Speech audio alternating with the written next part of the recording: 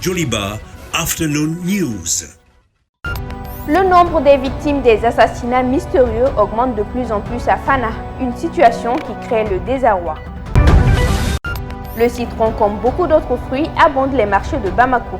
Qu'en est-il de la vente? Vous en saurez plus dans cette édition. Exercice conjoint mené près de la frontière afghane par les armées russes et ouzbèques. Les détails dans un instant. Chers téléspectateurs, si vous nous rejoignez, bonjour et bienvenue dans ce journal sur Joliba TV News. Le président de la transition, colonel Assimi Goïta, a décrété 3 jours de deuil national en hommage aux victimes de l'accident survenu ce mardi dans la région de Ségou. Décrété sur toute l'étendue du territoire national, le deuil sera effectif à compter de ce jeudi 5 août 2021. Toujours dans le cadre de l'accident survenu ce mardi sur la route de Ségou, nos équipes de reportage ont fait un tour à l'autogare d'Air Nioro située à Faladje. Oumou Makalou, Adama Sanogo et Bakoro Banyare pour le reportage. Une ambiance triste au sein de l'agence de voyage Air Nioro suite à l'accident d'un car de la compagnie avec un camion 10 tonnes survenu dans la journée du mardi. Selon Abdoulaye Sangaré, le représentant d'Air Nioro, c'est l'éclatement d'un des pneus du 10 camion qui est à l'origine de cet accident qui a causé au moins 40 morts selon les sources. Quand le car venait, il y a un camion 10 tonnes chargé de passagers et de marchandises en transport mixte.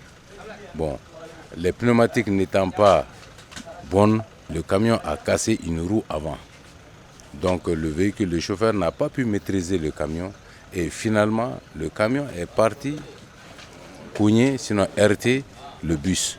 Il ajoute que la négligence de la visite technique des propriétaires de voitures est aussi la cause de nombreux accidents. Suite à cet accident, je sais que ce n'est pas la faute du chauffeur de bus, mais c'est le défaut de visite technique. Parce qu'un camion qui n'a pas de bons pneus, des vieux pneus, si ça éclate, le chauffeur ne peut pas le maîtriser. Et c'est ce qui a provoqué l'accident. Un passager rencontré sur place embouche dans la même trompette. L'État malien doit veiller à la bonne visite technique des camions de 10 tonnes. Les postes de contrôle voient ces voitures porter des poids lourds et les laissent passer alors qu'ils sont dans de mauvais états. Si les chauffeurs, eux, conduisent d'une certaine façon, ça risque de causer des dégâts. Je souhaite prompt rétablissement aux blessés et que les âmes perdues reposent en paix. Daouda Djakité rassure toutefois les passagers d'Air Nioro de ne pas céder à la panique suite à cet accident. Le fait de voir cet accident se passer ici ne nous a pas plu. Les passagers qui veulent venir pour voyager n'ont rien à craindre. Les autorités routières sensibilisent les chauffeurs à rouler sur les axes avec une allure recommandée. Et ce, pour freiner la taille des dégâts et de pertes en vies humaines en cas d'accident. D'une tragédie à une autre, nous allons à Fana pour parler des séries de décapitations qui se poursuivent. 10, c'est le nombre de meurtres non élucidés survenus dans la ville de Fana, située à 120 km de Bamako, dans la région de Koulikoro. Ces assassinats ont en commun un procédé unique, la décapitation, mais aussi une incompréhension accablante car à ce jour, aucune lumière n'est faite sur les crimes, une situation qui crée le désarroi. Terrorisme, occultisme, crime rituel ou banditisme, les interrogations persistent et jusque-là, pas de réponse concrète pour éclairer la lanterne sur les décapitations qui s'amplifient dans la ville de Fana. C'est la 10e victime, un jeune homme de 19 ans qui vient accroître la liste des décapités en l'espace de 3 ans. Si les victimes ont en commun une manière unique de mourir, avec la tête et les membres coupés, le sang prélevé, il est difficile de faire le lien entre les personnalités des disparus. On y dénombre 2 femmes dont une ménagère, un gardien d'antenne téléphonique, 2 malades mentaux, une fillette de 2 ans, une enfant albinos de 5 ans, Ramata Diarra, un ancien militaire Bakary Sangaré et la plus récente est un jeune commerçant de 19 ans du nom de Agibou Bagayoko. Tous décapités dans la nuit à des heures tardives. En effet, cette tragédie a commencé en 2018 avec la découverte des corps d'une malade mentale et de sa fille de 2 ans avec leur tête écimée, les membres coupés et le corps vidé de sang. Puis les habitants de la ville de Fana ont vu la prolifération des meurtres avec le même mode d'opération en découvrant le cas de la fillette albinos Ramata Diarra. D'aucuns avaient pensé aux hommes politiques, car à la veille d'élections, ceux-ci sont soupçonnés par la population de sacrifier les albinos en vue d'atteindre le pouvoir. Aujourd'hui, cette hypothèse reste incertaine car aucune preuve n'a été démontrée pour élucider la thèse et d'autres cibles non albinos ont été atteintes ces 2 dernières années. Pour voir plus clair dans cette affaire et arrêter les coupables, un premier commissariat de police a été inauguré à Fana en 2019 par les autorités. Malgré l'effort des forces de l'ordre avec plus d'une dizaine d'arrestations, aucune réponse concrète n'a été donnée quant à la motivation ou aux acteurs de ces sacrilèges et le nombre de supplices n'arrête pas de grimper. Le monde virtuel étant le premier centre d'intérêt de la génération actuelle, il n'est pas rare de voir des propos choquant la sensibilité des jeunes internautes. Au Mali, de nombreux artistes tirent leur succès de l'engouement autour du réseau social TikTok. Un succès pas sans conséquence quand le titre choisi contient des lyriques pouvant être jugées contraires aux bonnes mœurs. Resté dans l'anonymat depuis le début de sa carrière, le rappeur malien nommé Wizi Wozo a récemment fait le buzz sur les réseaux sociaux, ce qui l'a conduit sur plusieurs plateaux télé, provoquant son succès soudain. Arrêté hier par la brigade d'investigation judiciaire BIJ sur ordre du parquet de la commune 4, puis libéré quelques heures après, il serait interpellé pour atteinte à la pudeur et apologie du viol collectif dans l'une de ses chansons intitulée 1-1. Ces propos en langue bambara qui peuvent être traduits littéralement par « si une fille te manque de respect, organise un viol collectif contre elle » sont dits à 4 reprises par l'artiste et défrayent la chronique sur les réseaux sociaux, notamment Twitter et Facebook. Un acte vu comme une atteinte à la pudeur, aux mœurs et aux valeurs de notre société par plusieurs internautes et défenseurs des droits des femmes. Les extraits du morceau ayant fait le buzz sur la toile pendant plusieurs semaines, son arrestation, comme celui de bon nombre d'artistes auxquels on a assisté ces derniers mois, sont régis par la loi numéro 2019-056 portant répression de la cybercriminalité. En effet, le 5 décembre 2019, le président de la République du Mali a promulgué la loi numéro 2019-056 portant répression de la cybercriminalité. Bien qu'opportunes et pertinentes, certaines de ces dispositions sont vues comme constituant des menaces potentielles à la vie privée et à la liberté d'expression en ligne, en particulier compte tenu des défaillances dites démocratiques du Mali et de son faible classement en matière de liberté de la presse. S'appliquant à toute infraction commise au moyen des technologies de l'information et de la communication TIC, en tout ou partie sur le territoire de la République du Mali, toute infraction commise dans le cyberspace et dont les effets se produisent sur le territoire national, cette nouvelle loi fait partie d'un cadre législatif jugé nécessaire pour soutenir les réformes dans le secteur des TIC, conformément à la déclaration de politique sectorielle des télécommunications du Mali de l'année 2000. Pendant que certains internautes jugent ces arrestations abusives et inutiles, beaucoup trouvent que cette nouvelle loi sur la cybercriminalité arrive à point nommé et voit en elle un moyen rapide et efficace pour nettoyer le cyberspace malien. Comme beaucoup de fruits, on retrouve le citron un peu partout à travers la capitale malienne. Qu'en est-il de la vente de ce fruit sur le marché? Élément de réponse dans ce reportage signé Issa Sissi.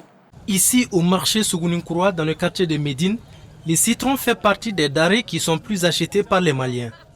Je suis venu acheter ces citrons car j'aime beaucoup. Je l'utilise dans mon thé et je le mélange aussi avec du miel. C'est bon pour le ventre. Cette vendeuse vend des citrons depuis plusieurs années.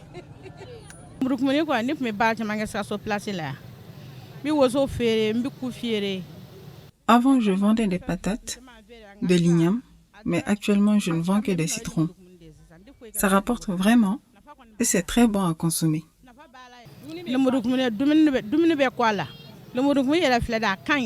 Ces fruits comestibles à la peau jaune et verte proviennent de divers endroits, ce qui les rend chers souvent. Les citrons proviennent d'Abidjan et de Sikasso pendant l'hivernage et c'est moins cher, mais dès que l'hivernage finit, ça devient cher.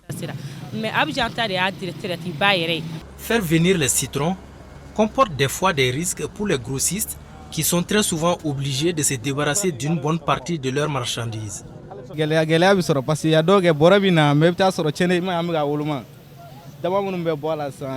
de nos difficultés est liée au fait que beaucoup de citrons pourrissent pendant leur transportation et cela joue sur le prix.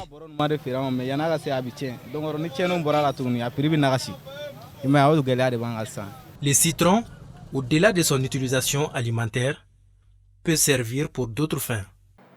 Symbolisant l'unité, le monument L'Obélisque est situé dans la zone de l'ACU 2000.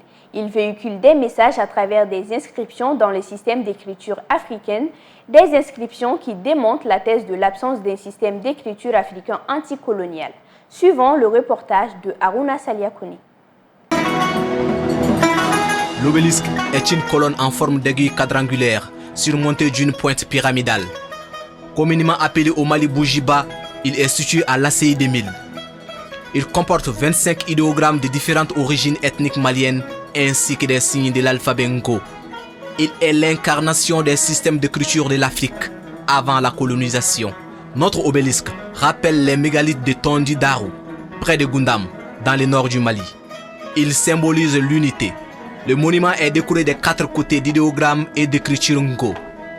Des inscriptions qui véhiculent des messages sur l'homme et son univers. L'idéogramme Dogon parle du mariage.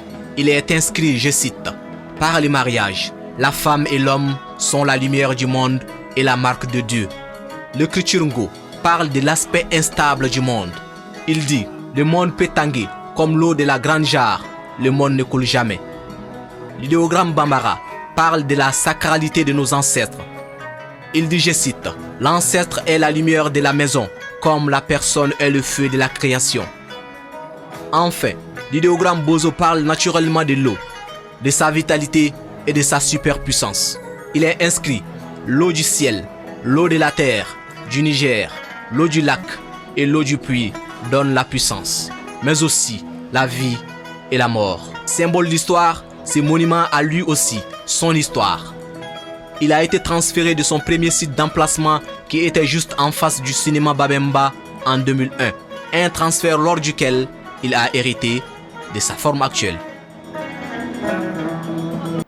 Nana Alassane Touré est une militante des droits de l'homme. Sociologue de formation, elle est aujourd'hui chercheuse sur les problématiques de genre, de paix et de sécurité. Suivons son portrait avec Haruna Saliakoni. Nana Alassane Touré, sociologue de formation, militante des droits de l'homme. Après une maîtrise en sociologie obtenue à l'université de Bamako, elle fait un master professionnel en décentralisation et développement local, option gestion environnementale à l'Institut universitaire du développement territorial. Elle s'envole ensuite pour la Suisse pour faire un executive master en politique et pratique de développement à l'Institut des hautes études internationales et du développement de Genève. Nana obtient plus tard une certification en méthodologie de recherche scientifique à l'Université de Columbia aux États-Unis. Des parchemins qui lui ont ouvert grandement les portes du monde professionnel au plus haut niveau. J'ai travaillé pour plusieurs organisations internationales, notamment pour Amnesty International en tant que coordinatrice adjointe croissance mobilisation. Ensuite, j'ai travaillé pour Accord International en tant que chargée de renforcement des capacités, après en tant que coordinatrice de projet, après pour CECI Canada comme chef de projet et après pour le secrétariat exécutif des PTF en qualité de coordinatrice adjointe. Mais il faut aussi noter que j'ai fait plusieurs prestations intellectuelles pour des boîtes de recherche, pour des bureaux d'études installés ici au Mali et dans d'autres pays. Un parcours élogieux, fort de ses expériences obtenues dans les organisations des droits de l'homme. Nana lutte pour un monde dans lequel la femme a son mot à dire. L'aspect économique, les femmes ne sont pas indépendantes économiquement, elles ne sont pas indépendantes émotionnellement. Donc il faut que les femmes arrivent à s'en sortir, à s'imposer sur le plan professionnel, etc. Il faut qu'elle arrive à être indépendante économiquement et émotionnellement. Mais malheureusement, on est dans une société où on éduque la petite fille à être soumise, à ne pas s'exprimer comme il faut, à ne pas montrer sa personnalité, à ne pas dire ce qu'elle pense réellement. Donc du coup, ça fait que même si elle devient une femme, elle reste tout le temps cette personne soumise, calme, qui est là, qui accepte tout des autres, ce qui n'est pas normal. Mère de 2 filles, elle pense que le combat pour l'épanouissement de la femme passe par l'envoi et le maintien des filles à l'école. Alors moi, la première des choses, il faut envoyer les filles à l'école. Il ne s'agit pas seulement d'envoyer les filles à l'école, mais il faut que les filles restent à l'école. Parce que souvent, on envoie les filles à l'école à 13 ans, 14 ans, 15 ans. On enlève les filles de l'école pour les donner au mariage, ce qui n'est pas normal. Donner la chance aux filles de partir à l'école, il faut leur donner aussi la chance de rester à l'école, de continuer leurs études après, de pouvoir occuper des postes de responsabilité. Militante féministe, Nana opte pour le combat pour une société égalitaire, pas pour déclencher un bras de fer entre les hommes et les femmes. Elle préconise la complémentarité. Cette lutte ne doit pas être aperçue par les hommes comme un affrontement. C'est pas une guerre quoi, mais il faut faire comprendre aux hommes que les hommes et les femmes sont complémentaires. Si les hommes travaillent seulement pour eux, leur propre développement, en oubliant la femme, on ne peut pas avoir une société développée. Si les femmes travaillent seulement de leur côté en oubliant les hommes, on ne peut pas avoir une société développée. Et nous sommes tous des êtres humains, on mérite les mêmes opportunités, les mêmes chances. Le rêve de Nana est de voir une société malienne qui offre à ses enfants une égalité de chances, gage d'un développement harmonieux. Oui, l'égalité pour les femmes signifie des progrès pour tous. Pour paraphraser Ban Ki-moon, l'ancien secrétaire général de l'ONU.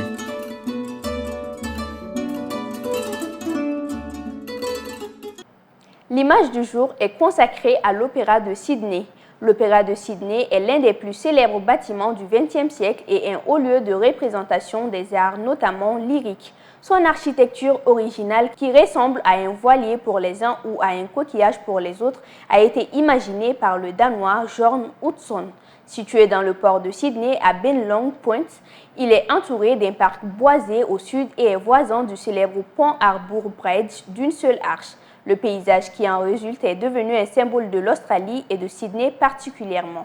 L'opéra est actuellement une attraction touristique majeure de la ville, bien que la plupart des visiteurs n'aient pas l'occasion d'assister à une représentation.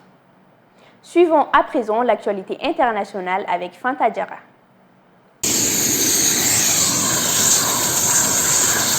Les forces spéciales de la Russie et de l'Ouzbékistan ont participé à des exercices conjoints en Ouzbékistan alors que les deux pays craignaient qu'une aggravation de la situation sécuritaire en Afghanistan ne déborde, a déclaré le ministère russe de la Défense. Ces exercices séparés ont lieu du 5 au 10 août et impliquent les forces russes, tadjikes et ouzbékes. La Russie déploiera 4 bombardiers stratégiques supersoniques Tu-22M3 lors des exercices à la frontière afghane en Ouzbékistan. Les bombardiers voleront vers un site de forage depuis la ville russe de Saratov et seront accompagnés d'avions de combat MiG-29 de l'armée de l'air ouzbek. L'exercice a lieu dans le contexte d'une détérioration de la situation sécuritaire en Afghanistan alors que les forces dirigées par les États-Unis se retirent du pays après un déploiement de 20 ans.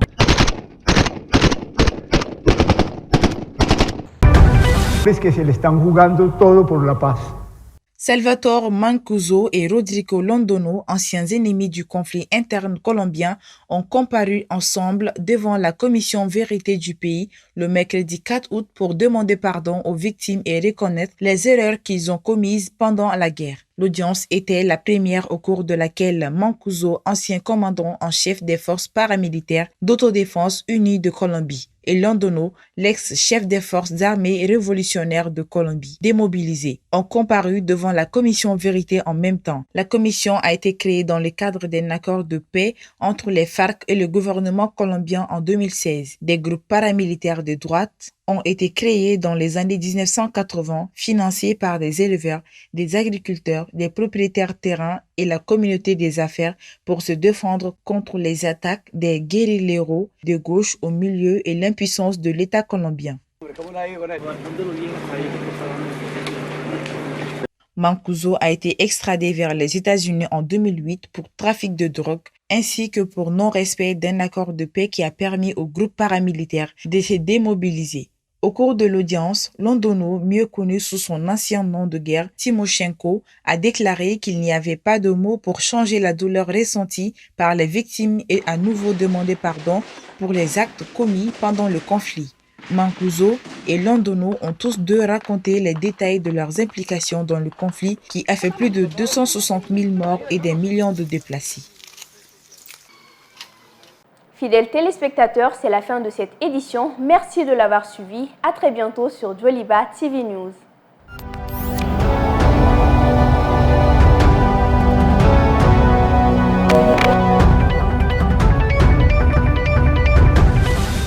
Joliba Afternoon News.